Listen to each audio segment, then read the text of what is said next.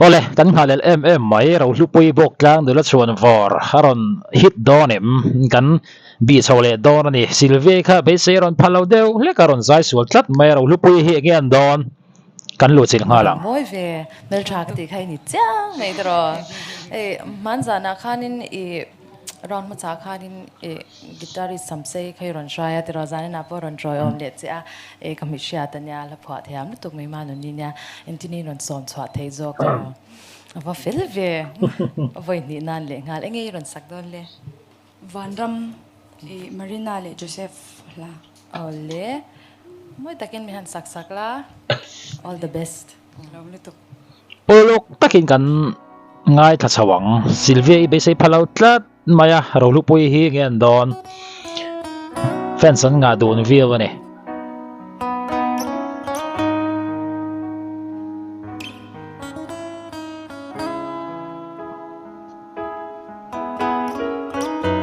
bay smooth neck mai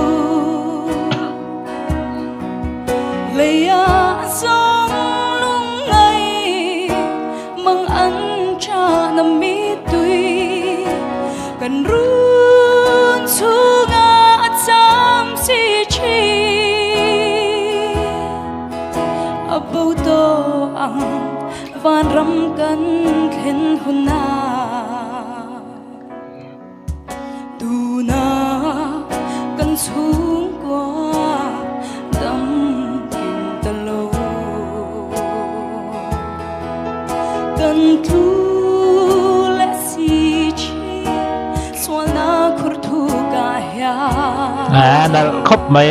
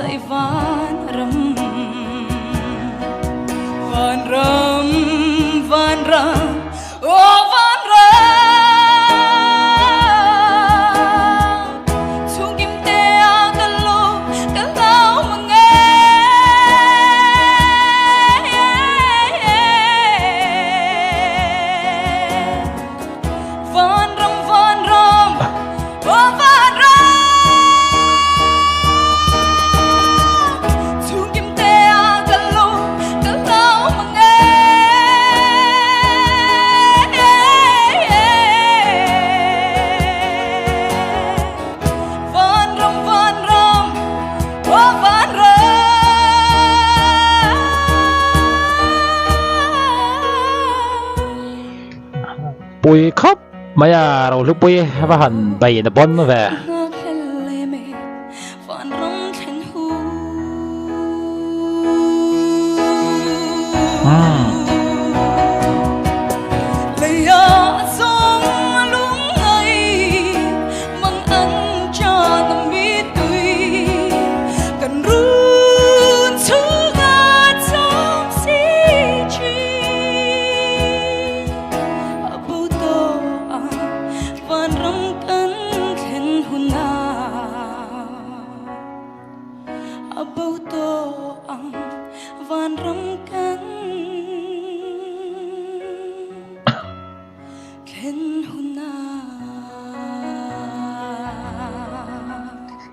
ROHLUPUII ron checha khopin ka hria zai munwama aron zai nunga aron puak thabok ani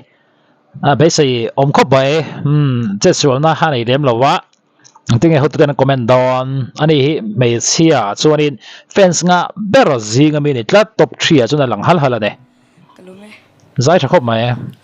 ROHLUPUII iron ding chuak shim hi mi tam tak tan special item hai ni nghal ringo ta nang mai star tu khanga ta te ro izai aron ngai nom viau mai I atira tui luang de la min shuaya to pa mar cha thak tak min bara aran thi ple tak men zai te haran vin le lar me izai tam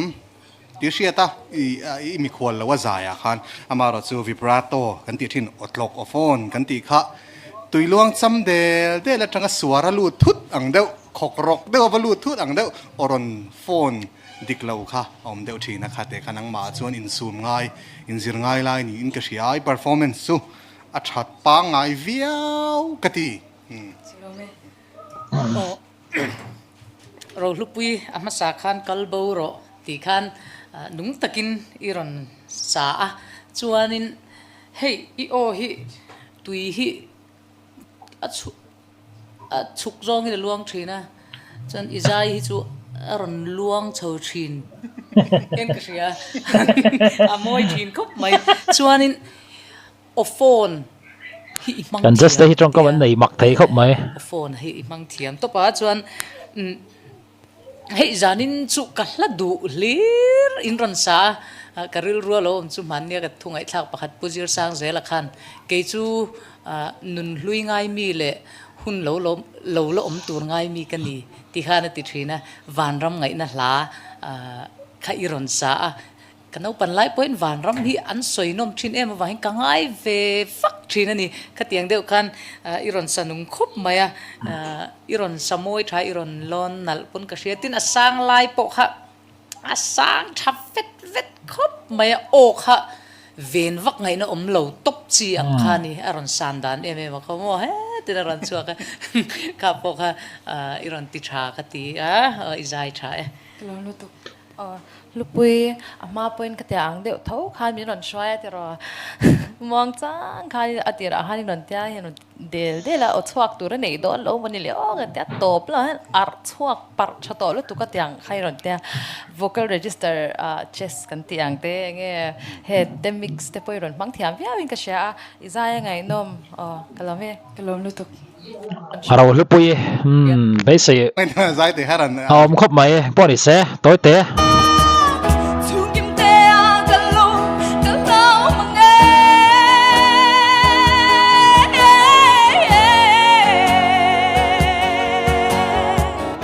van rom oh van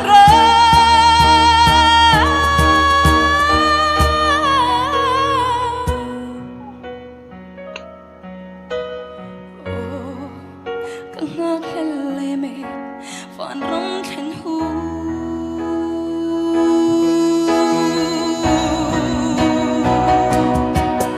Lệ sông lúng ngây mang ăn cho tâm biết tùy cần run xuống ngã trong xí chi bù tô van rong cân khen hu na next round chiang sa ni ROHLUPUII kan lom pui khop mai zai tha azai sual nei mangai lo an tiang chi hi ni ve tlat ani tiang hi competition hen lom thua to zai thiam theu a then narva sawang in an zai thalawa a then chu hlatu thei ngel te pon in chu ti khanin a confito lo wang te pon ni nuk ani maro chu ROHLUPUII te hi chu zai suwa tak nei lo mo marpa dang chi kha ani me tlat heti hin thleng sang lo thei lo ani top 3 chon nge na lang mai the ne nge mudan zai thain tiem zai tha filor lakin ka hriani mudan khan lo sui vele don ne